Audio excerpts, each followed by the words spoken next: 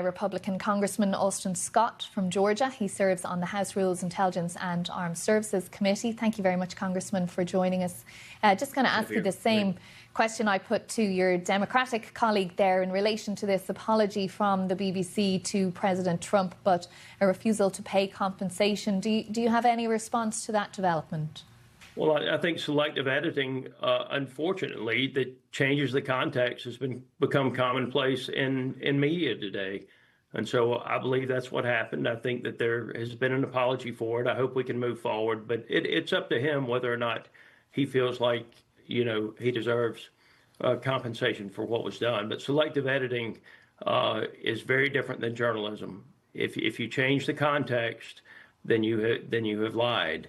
And so that's my concern, not just with BBC in this issue, but that a lot of the context is changed and changed intentionally by the media.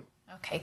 And Congressman, just to ask you about the reopened government now and that deal to end the shutdown, this promise of a vote in the Senate on healthcare subsidies, is there any wriggle room there from your party in terms of what the Democrats are looking for? There's a tremendous number of problems with the healthcare system in the United States, but there are a tremendous number of problems with the Affordable Care Act in the United States. And let me give you one of them. When you buy your plan, January the 1st, that's the only plan you're going to have throughout the year. So if your doctor moves out of your town, you can't change to another plan with a different network. There are a lot of these plans where the doctors show that they're in network when the plan is purchased. And then you turn around a couple of months later after you're locked into that plan and your doctor's not in the plan.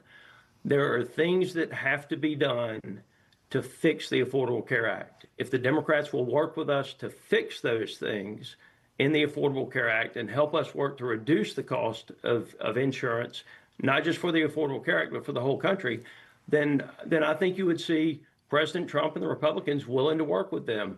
But the problem has to be fixed. I mean, they keep sitting here and saying that there's nothing wrong with the Affordable Care Act.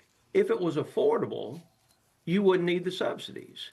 And so even with the dropping of the enhanced Affordable Care Act subsidies, and remember, these were the COVID era enhancements that they scheduled. The gentleman that was just on voted for it to expire at the end of this year. Even with that expiration, over 90% of the people that are covered under the Affordable Care Act are still going to get a subsidy to help them purchase insurance. Okay, well, we will be no doubt talking about that subject matter a lot in the weeks ahead. But I just want to ask you about the vote that will happen on the floor of the House next week in relation to releasing the Epstein files. How do you intend voting on that one? I haven't decided yet, but I want you to know this. For me, it's about the victims. For the Democrats, it's about Donald Trump. And so if you look at the work that's been done over the last several weeks with the Oversight Committee, if this is about the victims, the work in the Oversight Committee must continue whether the bill passes this coming week or not, and I expect it to pass. I am glad that you just heard what we've been saying all along. If this piece of legislation passes, it then goes to the Senate, it then requires the signature of the president. What the Oversight Committee has done is to continue, and both parties are getting all of the information, is to continue to release the information to the American citizens. And if it is about the victims, and is it about exposing people who engaged in an abuse, then let's let the Oversight Committee continue to do their job. No doubt the bill is going to pass this coming week. But let's not do anything that hinders Jamie Comer and the Oversight Committee. They've been working in a bipartisan manner to continue to release the files, because that's what the American citizens need to see, and that's what the victims need for closure on this. If I can make one final point.